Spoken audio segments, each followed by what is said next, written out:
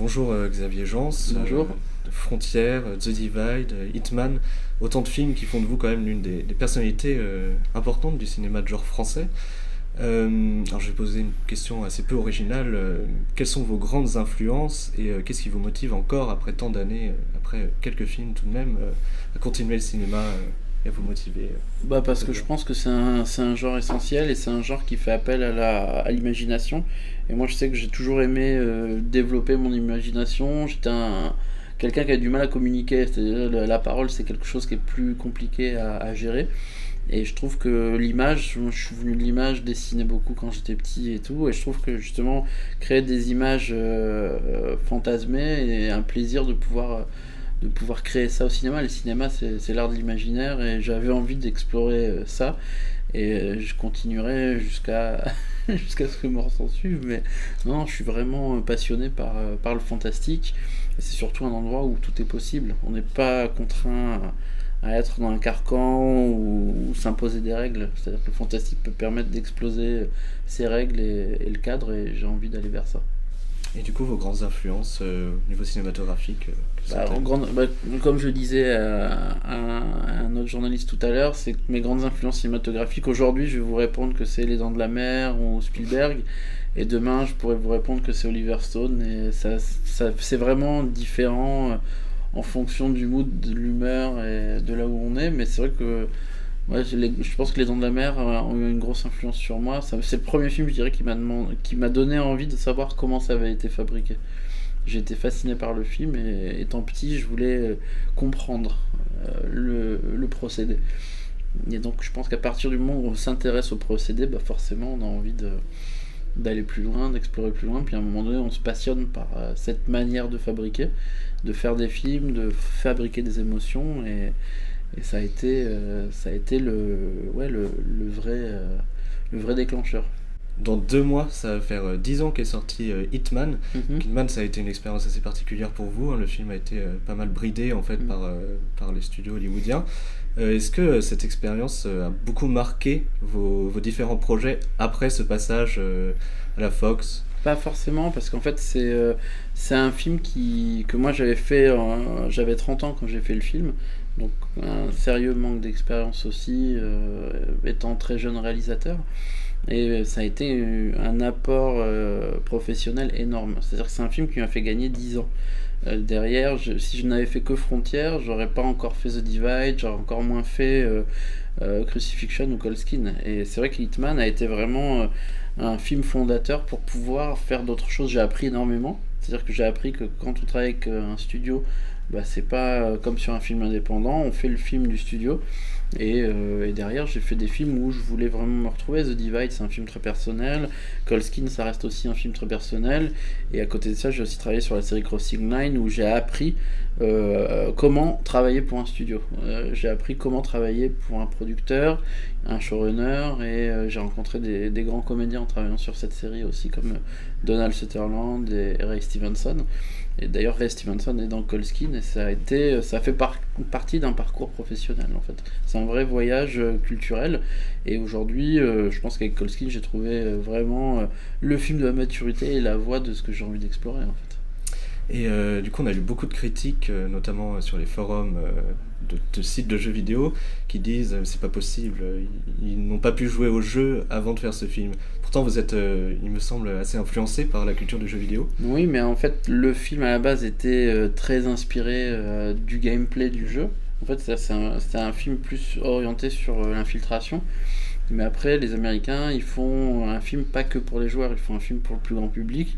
Et donc, on va dire que le Hitman du studio était joué plutôt en mode action qu'en mode infiltration.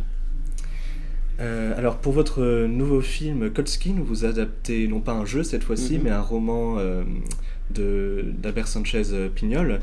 Alors, c'est un best-seller en Espagne. Comment s'est passé le processus d'adaptation cette fois-ci d'une adaptation littéraire par rapport Mhm. à l'adaptation de jeux vidéo? Justement, quand vous adaptez un jeu vidéo, juste pour revenir sur Hitman, je pense que vous avez peut-être pas vu encore la séquelle qui a été faite. mais qui est une catastrophe absolue. Et franchement, par rapport au premier, je trouve qu'on s'en sort vraiment bien. On propose, même si ça ne ressemble pas aux jeux vidéo, la proposition était avant tout de faire un film d'action. Et donc c'est vrai que les fans du jeu vidéo s'y retrouvent pas parce que forcément on n'est pas dans le même procédé que le jeu vidéo, mais en termes de film d'action, au niveau monde, c'est un film qui a eu un gros écho en fait. Donc c'est ce qui fait que le studio a réussi là où il voulait aller en fait. Et c'est plutôt, finalement pour eux, c'est plutôt un succès.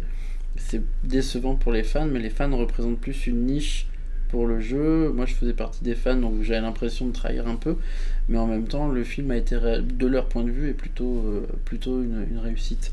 Et pour revenir sur l'adaptation d'une nouvelle, c'est un procédé complètement différent. C'est-à-dire qu'avec l'auteur, ce qu'on a essayé de faire, c'est vraiment travailler sur la thématique du film, de comprendre qu'est-ce qui l'a poussé lui à écrire ce roman-là.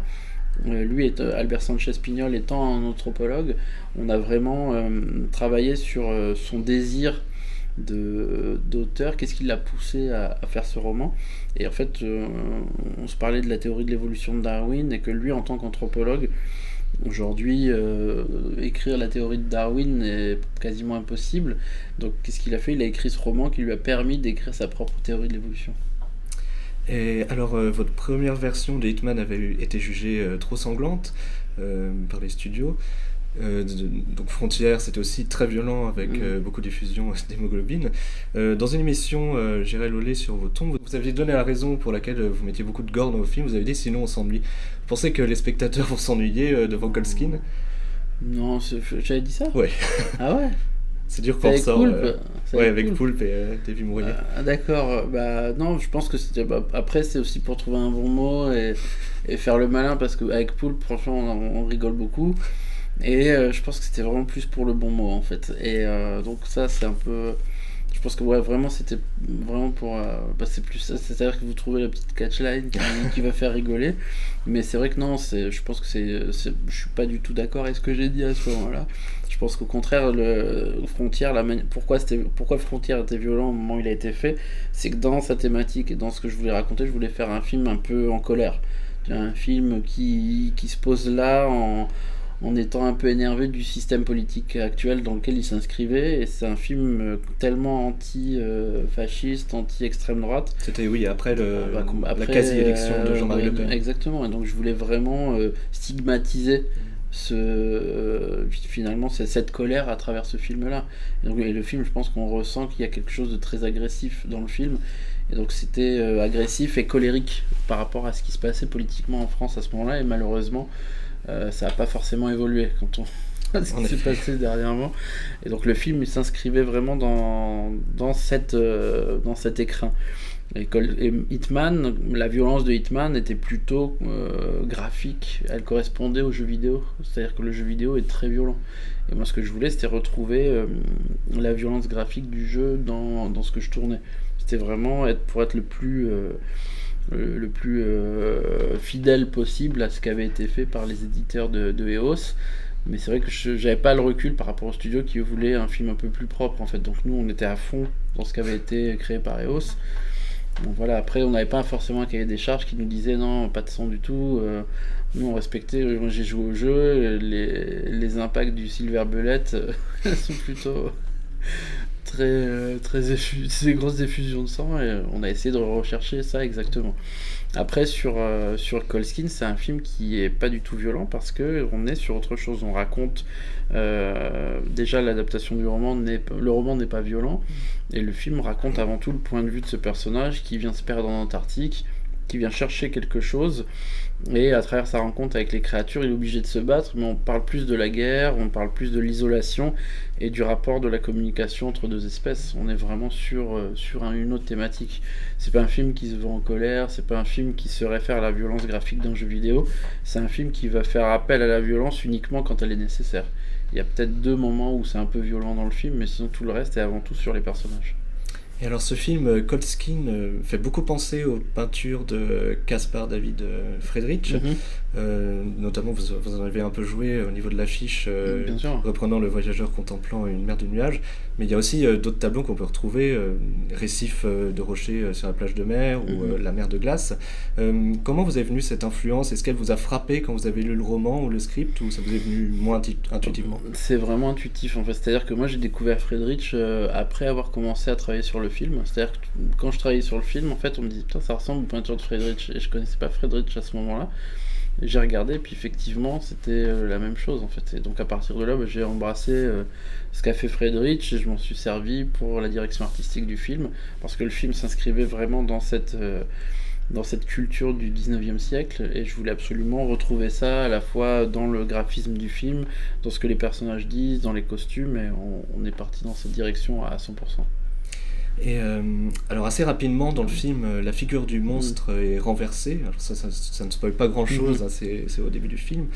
On questionne vraiment la question de l'envahisseur et de l'envahi. Et au-delà de l'aspect humain face au monstre, on retrouve vraiment une thématique assez sombre qui pourrait se rapprocher un peu du colonialisme. Notamment, il y a beaucoup de moments où on parle de viol, même un personnage qui va avoir sous son joug une créature va lui parler de gratitude qu'elle devrait avoir envers lui.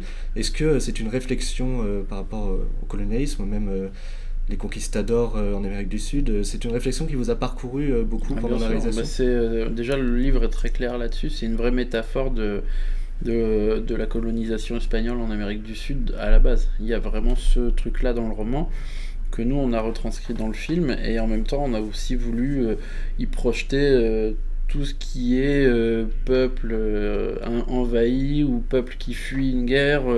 Il y a certaines personnes là au Mexique qui nous parlaient des migrants en Syrie quand ils ont vu le film. Forcément le film est une métaphore de ce qu'on peut ressentir sur l'actualité aujourd'hui, et il parle clairement de ça. C'est-à-dire que un des plans du film montre des bateaux militaires arrivant sur cette île complètement endémique, et c'est vraiment, je pense, un écho à notre société. Et le film se voulait écho, même si c'est un film d'époque, il fallait qu'il garde une modernité par rapport à son sujet de société. Alors, on parle d'adaptation du roman, mais il y a bien entendu beaucoup de changements. C'est pas possible d'adapter complètement un roman. Mais ceci dit, on retrouve beaucoup de monologues intérieurs du personnage en voix off, qui sont le texte en fait, le texte presque mot par mot parfois. C'était important pour vous de vraiment garder l'aspect littéraire qu'avait déjà le roman? Complètement, c'était primordial, parce qu'en fait je voulais faire un film qui soit très littéraire par rapport déjà au fait que moi je m'attaque à l'exercice d'adaptation d'un livre, et je trouvais intéressant dans sa forme pure que le film soit littéraire. C'est-à-dire que de proposer un objet cinématographique littéraire comme l'avait fait aussi Jonathan Demme avec Le Silence des agneaux, où son film était très littéraire. Et c'est vrai qu'il y avait une volonté d'approcher le film de cette manière-là, de retrouver limite l'odeur des pages quand on regarde le film en fait, et ce plaisir de la lecture, ce rythme de la lecture quand on voit le film. Et il y a carrément une scène où le personnage lit. Il voit le journal de bord de l'ancien officier météorologique, et je voulais absolument retrouver cette sensation de lecture au coin du feu, et le film s'inscrit clairement là-dedans. Alors les gens qui ont vu le film, lorsqu'ils reviennent de la séance, disent beaucoup que ça fait penser notamment à Guillermo del Toro, et surtout on parle de films Lovecraftien. Est-ce que vous vous retrouvez dans ces deux noms qu'on vous colle un petit peu pour ce film aussi? Vraiment, parce que je l'assume complètement, mais même si c'était pas intentionnel, après moi j'ai vraiment adapté le livre tel qu'il est écrit. Donc à partir du moment où on retrouve des créatures amphibiennes dans un film, forcément on va penser à Lovecraft et Del Toro, parce que ce sont les deux piliers culturels actuels qui font ce type de cinéma-là ou de littérature. Et c'est vrai que moi je m'inscris dans la continuité de ces auteurs, mais sans me comparer. Pour moi c'est deux dieux vivants, et après mon film je l'ai fait avec toute l'honnêteté possible par rapport à ce que je ressentais, donc j'y ai mis beaucoup de moi-même, et si les gens arrivent à retrouver ça dedans, je suis très content, parce que c'est vraiment la volonté de faire mon propre film. Mais si on arrive à comparer Colskin à du Lovecraft ou du Del Toro, je suis vraiment, c'est flatteur. Alors vous avez été tourner ce film dans un lieu assez particulier. D'ailleurs, vous aviez dit dans une interview que c'était un lieu où on n'avait jamais tourné. Est-ce que vous pouvez nous parler un petit peu du tournage? Il y a eu de grosses difficultés, ou même des ravissements visuels? C'était pour moi la chance qu'on a eue, c'est qu'on a cherché vraiment partout où on pouvait tourner le film. Donc on a cherché en Groenland, Islande, Irlande, même Canada. Et on se rendait compte qu'il faisait trop froid pour tourner le film dans ces environnements-là. Donc on a été dans les îles Canaries. Et on a trouvé l'île de Lanzarote, où on est à côté du parc de Timon Faya. Et on a trouvé ce décor absolument incroyable. Et moi je dis à l'équipe, il faudrait qu'on construise le phare à cet endroit et qu'on fasse tout le film autour de cet environnement qui était très sauvage, très authentique en fait. Et les repérages étaient un vrai bonheur parce que vous arrivez au bord de la mer, vous avez l'océan face à vous. Et forcément, vous êtes inspiré. Il n'y a rien de tel que se lever le matin, aller sur le plateau et entendre le bruit des vagues et une équipe de cinéma qui essaye de fabriquer un film où il y a des monstres aquatiques sur les roches. Alors ces derniers temps, vous avez travaillé sur Cold Skin, mais vous avez aussi travaillé sur un film purement d'horreur, un peu à l'exorciste, qui s'appelle Crucifixion. Vous avez aussi travaillé sur une comédie écrite par Manu Payet, il me semble, qui s'appelle Budapest. Alors c'est trois genres très différents, une comédie, un film fantastique et un film purement d'horreur, sur lequel vous êtes-vous le plus épanoui, et qu'est-ce que ça fait de travailler sur autant de sujets différents presque à la suite? Moi je me suis vraiment éclaté sur tous les films. Cold Skin, forcément c'est mon projet plus personnel parce que j'ai porté le film pendant 6 ans, voilà, il sort de mes tripes, j'avais vraiment envie de le faire tel que je l'entendais, et c'est un travail de longue haleine et je l'adore comme mon enfant, donc c'est vraiment mon film le plus personnel à ce jour. Crucifixion, c'est un film d'horreur qui est plus l'exercice d'une commande comme je l'ai fait pour Hitman, donc je l'ai fait vraiment avec la même passion, mais ça reste un job pour les Américains, donc je suis plus technicien sur Crucifixion. Et sur Budapest, c'est une commande française, mais je trouvais ça tellement bien écrit, j'ai tellement rigolé quand j'ai lu le script de Manu Payet et Simon Taïrou. C'est Julien Leclerc et Julien Madon qui m'ont proposé le film à la réalisation, et à partir du moment où j'ai lu le script et que j'ai adoré, je me suis dit ça peut être super d'expérimenter ma mise en scène sur de la comédie. Et on s'est éclaté à faire le film. C'était un vrai bonheur parce que là, pour moi, c'était une sorte de récréation après 2 films un peu sombres où finalement on se met dans un mood plus positif. C'est-à-dire qu'on a quand même un challenge technique parce que le film est tourné en très peu de jours. Mais à côté de ça, c'est un vrai fun de travailler avec des comédiens comme Manu ou Jonathan Cohen qui vous amènent énormément de plaisir tous les jours. C'est-à-dire que les mecs sont très créatifs. J'adorais travailler avec Poulpe aussi qui a sa musicalité dans son texte qui est absolument incroyable, et puis de retourner un film en français, ça fait du bien. Et alors, on le dit souvent, presque à chaque interview de réalisateurs de cinéma de genre, je leur demande, le film de genre en France c'est assez compliqué. Et vous jouissez quand même d'une certaine réputation dans ce domaine. Et est-ce que vous rencontrez quand même beaucoup de difficultés pour financer vos films et pour réussir vraiment à mener vos projets à bien? On va dire que sur les 3 dernières années, ça s'est vraiment bien passé. C'est-à-dire que j'ai vraiment eu la chance d'enchaîner 3 films assez rapidement, qui se sont financés. Cold Skin, ça a quand même pris 5 ans, mais ça s'est fait. Crucifixion, c'était un film américain, donc plutôt dans une formule classique de financement indépendant, mais avec des producteurs comme Peter Safran et les frères Hayes qui ont fait The Conjuring, donc ça aide beaucoup d'avoir ces gens qui vont faire un levier sur le financement à l'international. Et Budapest, quand j'ai commencé à travailler sur le film était déjà financé en fait, donc tout s'est enchaîné très rapidement, et non, j'ai pas eu forcément de complications.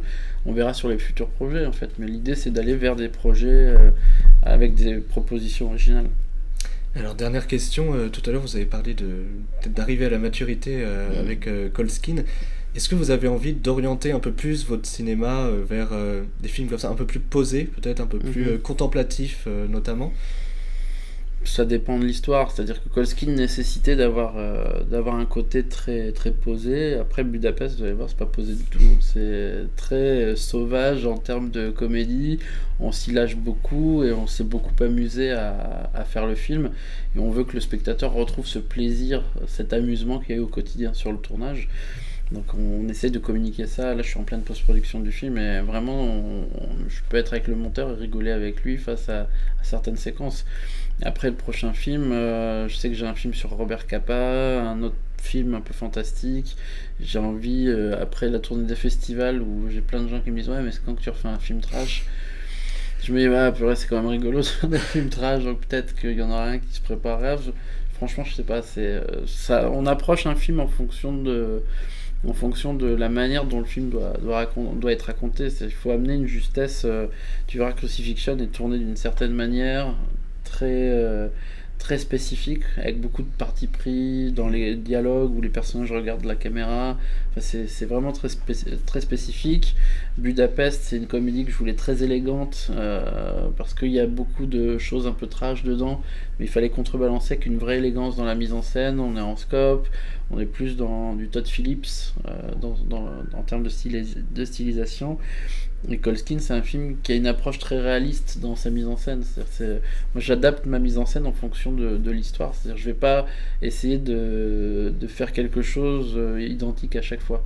Je veux vraiment que la mise en scène s'adapte et se mute en fonction de l'histoire qui va être racontée, en fonction de ce que doit raconter cinématographiquement la mise en scène pour mettre en valeur cette histoire et les personnages. Et si vous aviez une adaptation de jeu vidéo à refaire, maintenant, vous le referiez? Il y en a un qui me vient en tête tout de suite, c'est The Last of Us. Bien sûr. Voilà, mais c'est déjà fait, c'est chez Sony, mais ouais, c'est chef-d'œuvre. Ça, c'est sûr que c'est telle expérience. Il faut que je le refasse parce que je me suis vraiment. Non, j'adore The Last of Us et Uncharted. Pour moi, c'est les deux jeux vidéo. Si je devais adapter deux jeux vidéo, ça serait ceux-là. Merci Xavier. Merci à vous, merci.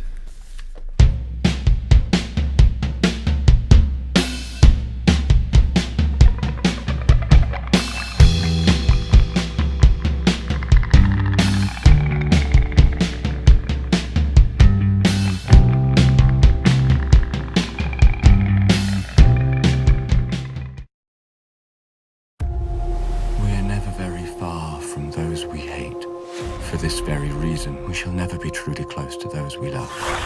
September 1914. No birds. No weather official to greet you either. Maritime signal technician. We are replacing the weather official. Typhus.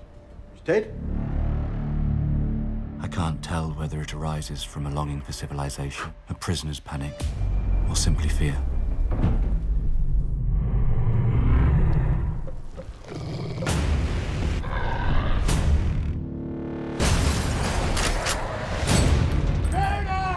Stayed on the boat. Previous weather official wasn't typhus. You left him stranded here, I think. It's as good as murder. No! Don't shoot! Here, I'm master of my own destiny. They shun light, human or divine. Demons from Atlantis. The only thing you need to understand is that we are the invaders, which makes us the enemy. Kill and conquer. That's what we humans do. You want to conquer them, is that it? Oh no. Exterminate them. Wake up! Shoot, damn it! You see what you are? A sad, pathetic failure of a misanthrope! You're too afraid to let your friends leave!